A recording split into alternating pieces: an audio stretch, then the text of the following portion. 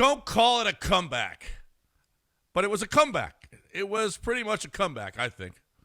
And yet I heard that from the guys, Dalton Schultz, when he asked, hey, how about that comeback? Don't call it a comeback. You sure it wasn't just a play on the LL Cool J stuff? It wasn't?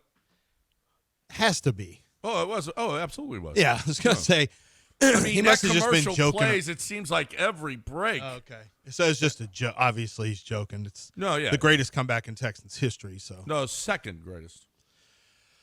Did they score more in the fourth quarter though? I don't know about that, but they trailed by more. Who against? That was the Texans. Somebody said it was in 13 against the Chargers. That would be that second game of the year that they won on Monday Night Football. That was the last win of their season. Is that the game? It was the second. It was the greatest comeback. Okay. I remember I had to stay up and then do a show at 6 a.m. the next morning. That was. What was it again? What was the 2013 Chargers Monday Night Football. Texans had a bigger comeback, and then that was their second win in a row. They were 2-0, and then they lost 14 in a row. And then 14 straight. Mm-hmm. Yeah, Gary Kubiak, and then that whole thing. That whole thing was awful. They were a Super Bowl. I've never seen a Super Bowl contender actually as piss poor. Well, maybe Penn State this year, Penn State this year. Maybe it's pretty competitive Penn State Saturday, but that's a different conversation. Yeah, right. But how about that? Everything came together. How about that? The Texans were 1.5-point favorites. That's unbelievable. And they're leading by 1. It's one of the worst beats I've ever seen in history. That is one of the worst NFL bad beats I've ever seen. Yes. And to lose on the last play where it looked like you were just going to kick a field goal. Well, I mean, we were all kind of thinking if he gets a shot from 57, it's going in. Yeah. I mean, 67. I just thought, well, we could see a new NFL record here. Yeah. Against the Texans. And when you had the scramble by, this time it was them pulling the kind of the Texans crap we see where offensive linemen do something stupid. I mean, that game's probably over if that catch stands because it's then a 50-something yard field goal, and Cam Little's not missing that. No.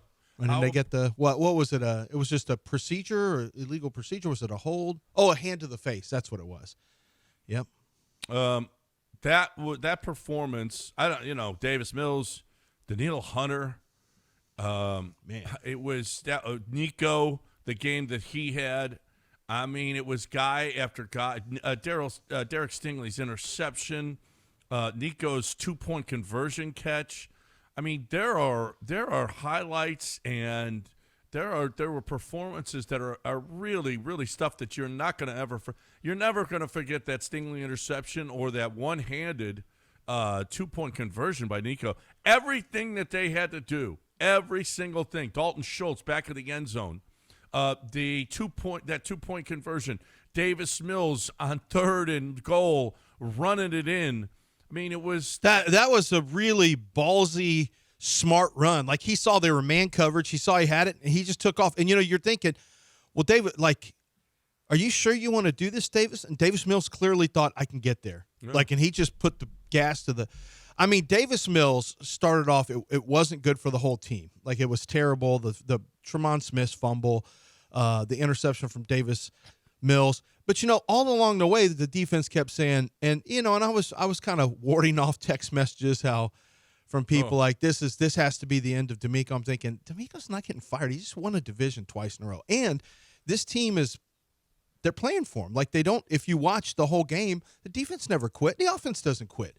They don't quit. They're not quitting on DeMeco. None of that was even apparent on the field at any point yesterday. It was just incompetence. You had a right side. C.D. Sal, who most of you have never heard of ever in your life, was the starting right guard. The right tackle was Trent Brown. Both of them just got snatched off the practice squad on Saturday. Well, Trent Brown had been in earlier. C.D. Sal was elevated on Saturday.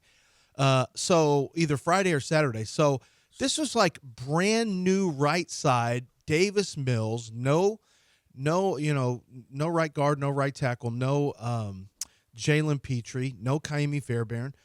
And you were getting properly punished. You score a touchdown before the half, and it's 20-10, and you think, well, I mean, it shouldn't. You say it shouldn't be this close, and then you realize, well, Jacksonville hasn't done anything on offense. Like, Jacksonville did nothing on offense. Their one touchdown that they got in the first half came because DeMeco Autry had ran over the long snapper, and you're not allowed to do that. It's a 15-yard penalty. Took 3 off the board, ended up turning it into 7. Other than that, they really didn't move the ball at all on you. The Texans defense was that stout. Well, is this and you know what, the Texans and the heroic with no CJ, no, I mean, guy after guy after guy that wasn't there for him.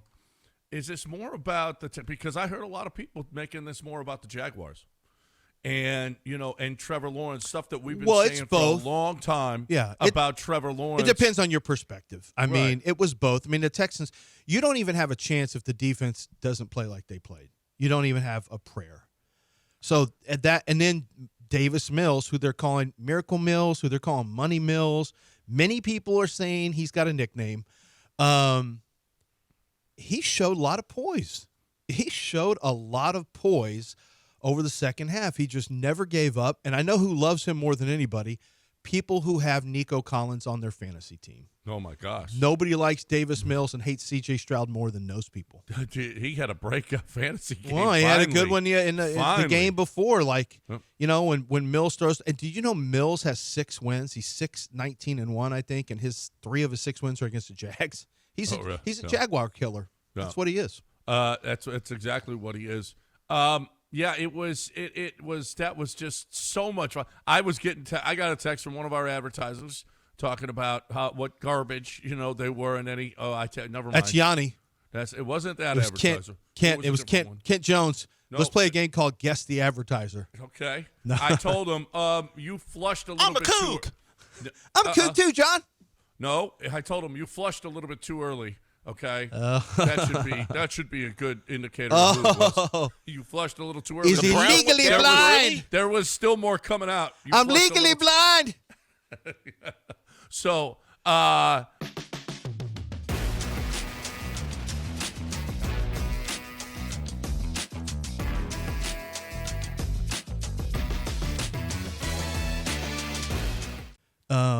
don't think yesterday should do anything. The only question I ask is, do I think CJ could have made that comeback? And I would be. Yeah, he could have. Yeah, he could have. I guess. Yeah, he absolutely could have. I guess you have to stay you have to stay up and upbeat and positive, and you have to stay focused when you're getting your crap kicked in. I mean, that's not really CJ's MO, is it, John? Yeah, but he's made comebacks before. He's made comebacks. This is not just a made comeback. This is when everything's going wrong and you're down 19. Like, it's one thing to lead a drive in the fourth quarter after Tampa just scored on your defense. It's another to be getting beat by 19 in the fourth quarter. Like, you got to be wired a little differently to just keep your focus up. And CJ's kind of a bad body language guy. He gets down a little bit sometimes. Well, I'll tell you this. If you didn't hear the reference yesterday, let's play. I know it's 2.5 minutes, but it's pretty damn good because it is the reference that DeMeco makes in the post game. For those of you that heard DeMeco keep on saying, keep swinging, keep swinging, keep swinging. It starts with Azeez Al-Shaair, and then it goes on to DeMeco, and then it goes on to the actual fight. It was Danny Williams. DeMeco showed the team the night before the game. He showed him Danny Williams knocking out Mark Potter. The thing about it is, Danny Williams did not have a right arm. He had dislocated his shoulder early in the fight.